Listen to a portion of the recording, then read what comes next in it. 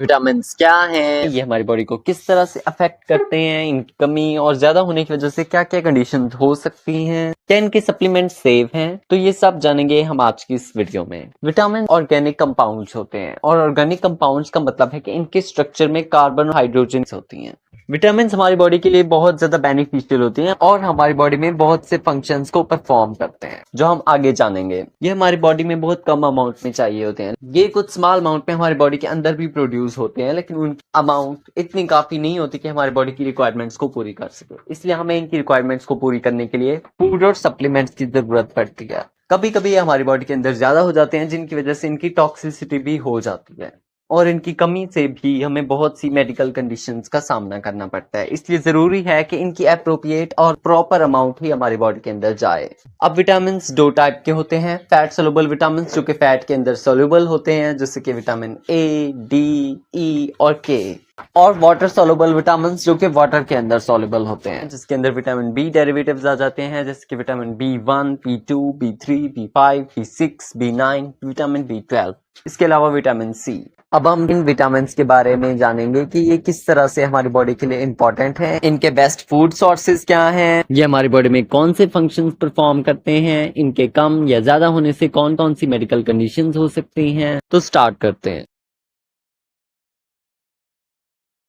Vitamin A जिसे हम retinol, retinol या रेटिनोइक एसिड बोलते हैं, ये फैट सॉल्युबल विटामिन है। बात की जाए इसके फंक्शंस की, ये हमारे विजन के प्रोसेस के लिए जरूरी है। ये मेल्स में स्पर्म प्रोडक्शन को फैसिलिटेट करता है और फीमेल्स के अंदर एम्ब्रियो अबॉर्शन का रिस्क कम कर देता है। ये हमारी हेल्दी स्किन के लिए जरूरी है। इसके अंदर एंटीऑक्सीडेंट प्रॉपर्टीज भी हैं जिससे सेल डैमेज नहीं होती।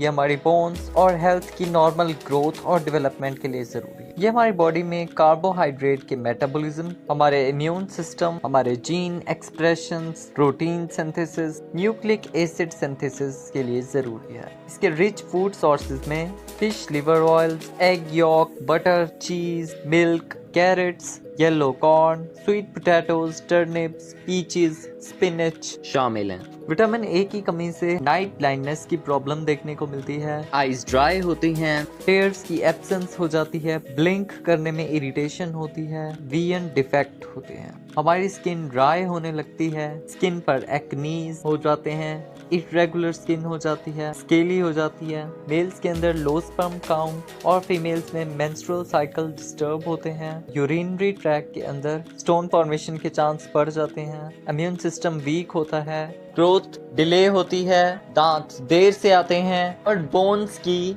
फॉर्मेशन अफेक्ट होती है। अगर हमारी बॉडी में विटामिन ए ज्यादा हो जाता है तो उससे headache, nausea, vomiting, dry skin, lips cracking, bone pain, brittle nails, hair loss, hypertension, liver enlarge हो जाता है।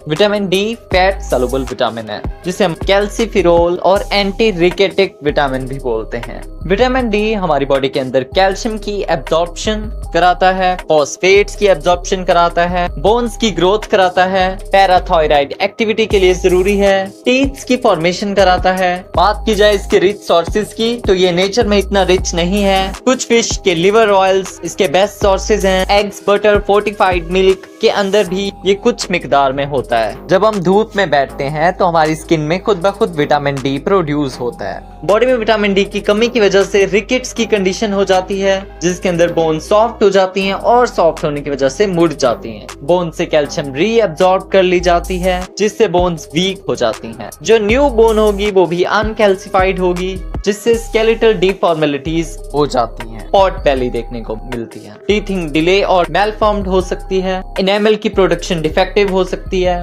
कैल्शियम और फॉस्फेट्स का रेशियो इम्बैलेंस हो सकता है, टेटनी की कंडीशन हो सकती है जिसके अंदर सीरम कैल्शियम लेवल्स कम हो सकते हैं, ऑस्टियोमलेशिया की कंडीशन हो सकती है जिसे अडल्ट रिकेट्स भी बोला जाता है। ये खासकर वुमेन्स में होती है जो रिपीटेड प्रेगनेंसीज और लैक्टेशन से गुजर रही हों। मस्कुलर वीकनेस देखने को मिलती है, कुछ स्पास्म और फेशियल ट्विचिंग देखने को मिलती है। अगर हमारी बॉडी में विटामिन डी की मिकदार ज्यादा हो जाती है तो सीरम के कैल्शियम और फॉस्फेट्स लेवल रेज कर जाते हैं, प्लाज्मा कोलेस्ट्रॉल रेज कर जाता है, nausea, vomiting, digestive system disturb हो जाता है, किडनी स्टोन्स की फॉर्मेशन बढ़ जाती है, कैल्शियम जगह जगह पर डिपॉजिट होना शुरू हो जाता है, खासकर हमारे ब्लड वेसल्स, आर्टरीज में।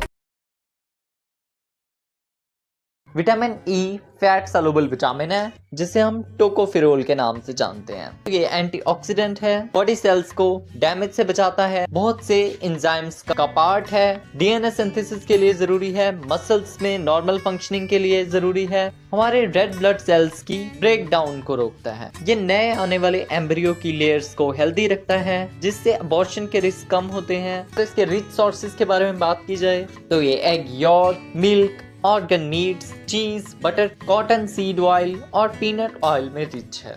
विटामिन ई की कमी से हमारे रेड ब्लड सेल्स रप्चर हो जाते हैं, न्यू बॉर्न्स के अंदर ओडिमा हो जाता है, मसल्स की फंक्शन डिस्टर्ब होती है, मेल्स में स्पर्म्स की प्रोडक्शन डिफेक्टिव हो जाती है, फीमेल्स के अंदर इनफर्टिलिटी होती है, सेल डेथ होती है, प्री मैच्योर इन्फेंट्स होते हैं जिनके अंदर ग्रोथ और डेवलपमेंट अफेक्टेड होती है। हमारी बॉडी में विटामिन ई की मिकदार ज्यादा होने से भी कोई इसके पोटेंशियल रिस्क नहीं दिखे हैं। विटामिन के एक फैट सॉल्युबल विटामिन है जिसे हम एंटी हीमोरेजिक विटामिन या फिर कोएगुलेशन विटामिन भी बोलते हैं। ये ब्लड क्लॉटिंग में काफी हेल्पफुल है, हमारी बॉडी में रिस्पायरेशन के मैकेनिज्म के लिए जरूरी है। अगर इसके रिच फूड सोर्सेज के बारे में बात की जाए तो green leafy vegetables, organ meet, milk, egg York इसके बेस्ट सोर्सेज हैं। उसके अलावा ये हमारे इंटेस्टाइनल बैक्टीरियाज के जैसे ई कोलाई के अंदर भी प्रोड्यूस होता है। हमारी बॉडी में विटामिन के की कमी की वजह से अनकंट्रोलेबल ब्लीडिंग देखने को मिलती है। अगर हमारी बॉडी में विटामिन के की मिकदार बढ़ जाती है तो हीमोलाइटिक एनीमिया हो सकता है, रेस्टलेसनेस हो सकती है, इरिटेबिलिटी हो सकती है और मेंटल रिटार्डेशन हो सकती है। विटामिन B1 जिसे हम थायमीन के नाम से भी जानते हैं, ये हाईली वाटर सॉल्युबल है। ये सब इसके सोर्सेज हैं। इसके फंक्शंस के बारे में बात की जाए तो ये हमारी बॉडी के अंदर एनर्जी प्रोडक्शन, नर्व सिस्टम के सही फंक्शन के लिए, हार्ट हेल्थ के लिए, मसल्स कॉन्ट्रैक्शन और रिलैक्सेशन के लिए, ब्रेन के फंक्शन और डेवलपमेंट के लिए और इम्यून सिस्टम के ठीक काम करने के लिए जरूरी है। विटामिन B1 की कमी की वजह से थकावट हो सकती है, नर्व डैमेज हो सकते हैं, कंफ्यूजन और मेमोरी लॉस हो सकती है, हमारे हैंड्स और फीट्स के अंदर नम्बनेस हो सकती है, मसल्स वीक हो सकते हैं, हार्ट प्रॉब्लम्स हो सकती हैं। वैसे तो विटामिन B1 सेफ कंसीडर किया जाता है, लेकिन इसकी हाई डोजेस हमारी बॉडी में एलर्जिक रिएक्शंस कॉज कर सकती हैं। इसके अलावा ये कुछ मेडिकेशंस के साथ कंपैटिबल नहीं होता। विटामिन B2 जिसे हम रेबोफ्लेविन बोलते हैं, ये वाटर के अंदर हाईली सॉल्युबल होता है। ये सब इसके रिच सोर्सेज हैं। के फंक्शंस के बारे में बात की जाए तो ये हमारी बॉडी में एनर्जी प्रोडक्शन के लिए जरूरी है। इसके अंदर एंटीऑक्सीडेंट प्रॉपर्टीज होती हैं जिससे ये ऑक्सीडेटिव स्ट्रेस को कम करते हैं। ये हमारी स्किन, म्यूकस मेम्ब्रेन हेल्थ के लिए जरूरी है। ये हमारी आई हेल्थ के लिए अच्छा है। ये हमारी बॉडी में रेड ब्लड सेल्स की प्रोडक्शन कराता है। ये नर्व सिस्टम और इम्यून सिस्टम के फंक्शन के लिए जरूरी है। इसकी कमी की वजह से हमारे माउथ के कॉर्नर्स पर क्रैक्स देखने को मिलते हैं, जुबान में सूजन हो सकती है, स्किन प्रॉब्लम्स जैसे डर्मेटाइटिस, लेजन्स हो सकते हैं, हमारी विजन ब्लर्ड हो सकती है और हम लाइट से ज्यादा सेंसिटिव हो सकते हैं। बॉडी के अंदर खून की कमी हो सकती है। वैसे तो विटामिन B2 सेफ कंसीडर किया जाता है, लेकिन इसकी हाई डोजेस येलो या फिर ऑरेंज यूरिन कॉज कर सकती है। इसके अलावा ये कुछ मेडिकेशंस के साथ कंपैटिबल नहीं होता। विटामिन B3 जिसे हम niacin, nicotinic acid, niacinamide, pellagra preventing factor के नाम से जानते हैं, ये वाटर सॉल्युबल विटामिन है। ये सब इसके बेस्ट सोर्सेज हैं। बात की जाए इसके फंक्शंस की तो ये बहुत से एंजाइम्स का इंपॉर्टेंट पार्ट होता है। ये पेलेग्रा नाम की डिजीज को प्रिवेंट करता है। ये हमारी बॉडी में कोलेस्ट्रॉल लेवल को कम करता है। बाकी विटामिन की तरह ये हमारी बॉडी की नॉर्मल ग्रोथ और डेवलपमेंट के लिए जरूरी है। ये हमारे सेंट्रल नर्वस सिस्टम के लिए स्टिमुलेंट का काम करता है। ये एक अच्छा वेसोडायलेटर है, यानी ये ब्लड वेसल्स के सरफेस एरिया को बढ़ा देता है। ये हमारी बॉडी में फ्लशिंग को प्रोड्यूस करता है, जिसके साथ ही बर्निंग और इचिंग सेंसेशन होती है। इन सब के अलावा ये हमारी बॉडी के energy metabolism, DNA repairing, healthy skin, nerves, digestion के लिए भी बहुत इंपॉर्टेंट है। इसकी कमी की वजह से पेलेग्रा की डिजीज हो सकती है, स्किन रफ, रेड, स्केली हो सकती है, जो कि सन एक्सपोजर से मजीद वर्स हो सकती है। डायरिया हो सकता है, confusion, irritability, depression, memory loss और यहाँ तक डिमेंशिया भी हो सकता है। विटामिन B3 हमारी बॉडी में ज्यादा होने से स्किन पर हीट सेंसेशंस हो सकती सकती हैं जिससे रेडनेस, इचिंग, फेस और अपर बॉडी पर टिंगलिंग हो सकती है। Nausea, vomiting, abdominal pain, liver functions disturb हो सकते हैं जिससे हेपेटाइटिस और इवन लिवर फेलियर भी होता है। ग्लूकोज इनटॉलरेबल हो जाएगा, वीगन ब्लड हो सकती है। विटामिन B5 जिसे हम पेंटोथोनिक एसिड के नाम से जानते हैं, वाटर सॉल्युबल है। ये सब इसके बेस्ट सोर्सेज हैं। इसके फंक्शंस के बारे में बात की जाए तो ये बहुत से एंजाइम्स का पार्ट है। ये हमारी बॉडी में फैटी एसिड्स की मेटाबॉलिज्म करता है और इनकी ब्रेक डाउन कराता है। ये हमारी बॉडी में कार्ब्स और प्रोटीन को एनर्जी में कन्वर्ट करता है। ये हमारी बॉडी के अंदर कोलेस्ट्रॉल को प्रोड्यूस कराता है। सेक्स हार्मोन जैसे टेस्टोस्टेरोन और ईस्ट्रोजन और कॉर्टिसोल को प्रोड्यूस कराता है। ये हमारी बॉडी में बहुत से न्यूरोट्रांसमीटर्स की functioning, muscle movement, brain function के लिए जरूरी है। ये हमारी हेल्दी स्किन को प्रमोट करता है और बाउंड हीलिंग को स्पीड अप करता है। ये हमारी बॉडी में रेड ब्लड सेल्स की फॉर्मेशन और उनकी मेंटेनेंस के लिए जरूरी है। इसकी डेफिशिएंसी काफी रेयर है जिसमें fatigue, irritability, mood changes, hand feets में नंबनेस और burning sensations, muscle cramps, headache और गैस्ट्रोइंटेस्टाइनल डिस्ट्रेस हो सकते हैं। अगर ये हमारी बॉडी में हाई भी रहता है तो भी ये हाईली टॉलरेबल है, बट रेयर केसेस में टॉक्सिसिटी से डायरिया, नोजिया, हार्टबर्न हो सकता है।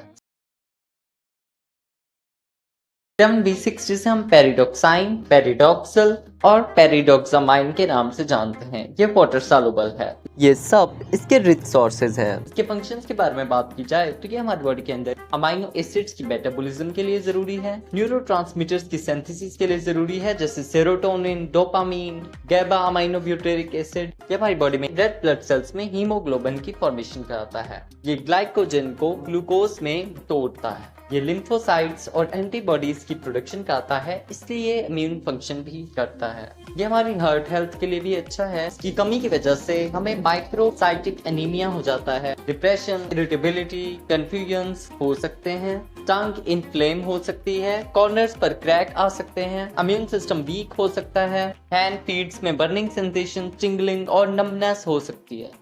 सीवियर डिफिशियंसीज में इन्फेंट्स में सीजर्स भी देखने को मिलते हैं। अब विटामिन B6 हमेशा टॉलरेबल रहता है, बट सप्लीमेंट्स की फॉर्म में ज्यादा लेने से इसकी टॉक्सिसिटी हो सकती है जिससे हैंड्स, फीट्स में नंबनेस, टिंगलिंग हो सकती है। नर्व डैमेज की वजह से कोऑर्डिनेशन में मुश्किल हो सकती है। कुछ लोग सनलाइट से ज्यादा सेंसिटिव हो जाते हैं और नोजिया हो सकता है।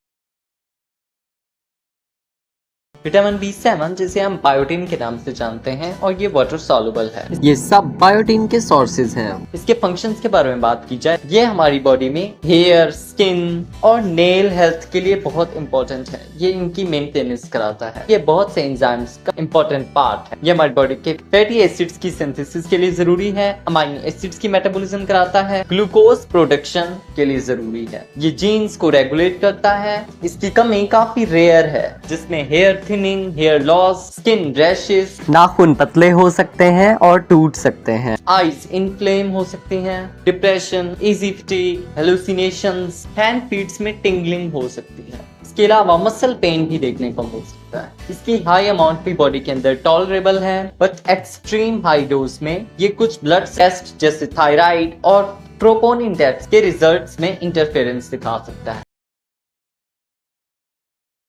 विटामिन B9 की नेचुरल फॉर्म को हम फोलेट बोलते हैं और इसकी सिंथेटिक फॉर्म को फोलिक एसिड। ये वाटर सॉल्युबल है। ये सब इसके रिच फूड सोर्सेज हैं। इसके फंक्शंस के बारे में बात की जाए तो ये हमारी बॉडी में DNA और सेल्स को बनाने और रिपेयर करने में मदद करता है। ये रेड ब्लड सेल्स को बनाता है। ये प्रेगनेंसी के दौरान फीटल डिफेक्ट्स को कम करता है। ये ब्रेन फंक्शन और मूड को अच्छा करता है। ये हार्ट प्रॉब्लम्स के रिस्क को भी कम करता है। इसकी कमी की वजह से बॉडी के अंदर tiredness, weakness, pale skin, swollen tongue, poor growth और बेबीज में बर्थ डिफेक्ट्स देखने को मिलते हैं। इसके सप्लीमेंट्स की एक्सेस अमाउंट इनटेक से बॉडी के अंदर विटामिन B12 के प्रॉब्लम्स हो सकते हैं, स्टमक अपसेट हो सकता है और स्लीप प्रॉब्लम्स हो सकते हैं। इसे हम कोबालामिन के नाम से जानते हैं। ये वाटर सॉल्युबल होता है। ये सब इसके रिच सोर्सेज हैं। इसके फंक्शंस के बारे में बात की जाए तो ये रेड ब्लड सेल्स को बनाते हैं, नर्व्स को हेल्दी रखते हैं, DNA बनाने में मदद करते हैं, ब्रेन फंक्शंस के लिए इंपॉर्टेंट हैं और ये फोलिक एसिड के साथ मिलकर हार्ट हेल्थ को इम्प्रूव करते हैं। विटामिन B12 की कमी की वजह से बॉडी के अंदर मेगालोब्लास्टिक एनीमिया हो जाता है, जिसके अंदर red blood cells normal size से ज्यादा बड़े होते हैं। नर्व्स डैमेज हो सकती हैं, जिससे टिंगलिंग और नंबनेस देखने को मिलती है। Poor memory, depression, balance problems हो सकते हैं और टंग सॉलन हो सकती है। इसकी हाई डोजेस भी टॉलरेबल हैं और कोई नेगेटिव इफेक्ट देखने को नहीं मिलता। विटामिन सी को हम एस्कॉर्बिक एसिड के नाम से जानते हैं। ये वाटर सॉल्युबल होता है। ये सब इसके रिच फूड सोर्सेज हैं। इसके फंक्शंस के बारे में बात की जाए, ये इम्यून सिस्टम को बूस्ट करता है, स्किन में मौजूद कोलेजन को बढ़ाता है, जिससे हमारी स्किन टाइट दिखती है। ब्लड वेसल्स, बोन की हेल्थ को इम्प्रूव करता है, बाउंड्स को जल्दी हील करने में मदद करता है, आयरन की अब्जॉर्प्शन को इम्प्रूव करता है, एंटीऑक्सीडेंट प्रॉपर्टीज रखता है, जिससे सेल डैमेज से प्रोटेक्ट हो जाते हैं। बॉडी में विटामिन सी की कमी से गम्स ब्लीड करने लगते हैं। Weak immunity, poor wound healing, fatigue, weakness, dry split hairs, rough dry skin, easy bruising और नोज ब्लीड्स देखने को मिलते हैं। इसकी हाई डोजेस भी टॉलरेबल है, लेकिन एक्सेस सप्लीमेंट फॉर्म लेने से स्टमक अपसेट हो सकता है, जैसे nausea, cramps, diarrhoea, kidney stones का रिस्क भी बढ़ जाता है। बॉडी में किसी भी विटामिन लेवल्स को चेक करने के लिए ये सब टेस्ट किए जाते हैं, और ये टेस्ट कराने के बाद ही उसी मुताबिक सप्लीमेंट्स को यूज कराना ही अक्लमंदी की बात है, वरना सप्लीमेंट्स भी आपकी बॉडी को नुकसान पहुंचा सकते हैं। वीडियो पसंद आई है तो वीडियो को लाइक कीजिए, कमेंट्स कीजिए, शेयर कीजिए अपने फ्रेंड्स और लव्ड वंस के साथ। मजीद ऐसी वीडियोस के लिए चैनल को सब्सक्राइब करें। Thanks for watching.